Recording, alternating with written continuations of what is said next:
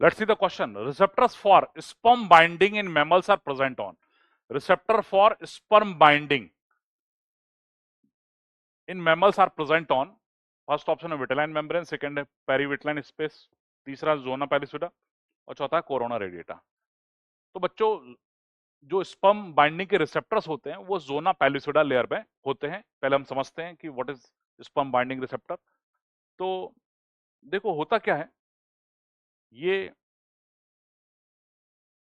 Sperm का head है और ये मिडिल पीस है। स्पर्म का हेड है, यहाँ पर न्यूक्लियस होता है, ठीक है, और इसके ऊपर गोल्गी बॉडी का कैप होता है, एक्रोसोम बोलते हैं इसको हम, ठीक है।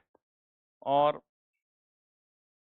यहां पर देखोगे तो ये जो है मिडिल पीस आ गया, तो यहां पर माइटोकॉन्ड्रिया का स्पाइरल होता है, ठीक है।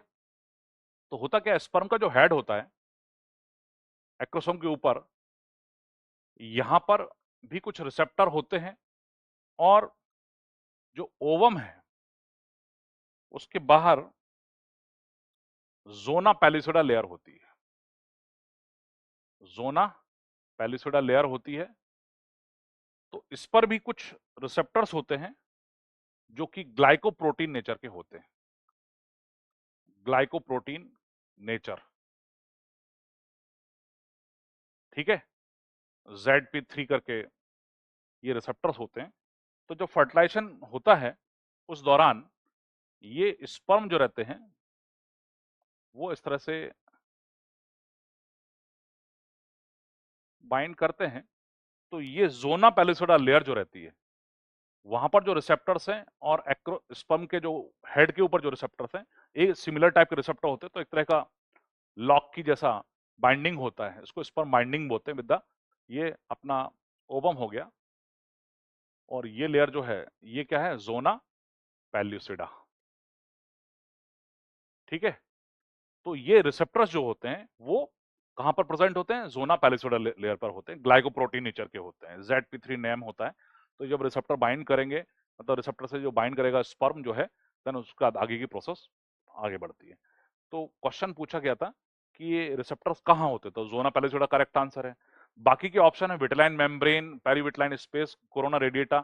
तो बच्चों इसमें आप देखोगे तो ये जो है ये पेरीविटेलाइन स्पेस कहलाती है, पेरीविटेलाइन स्पेस कहलाती है।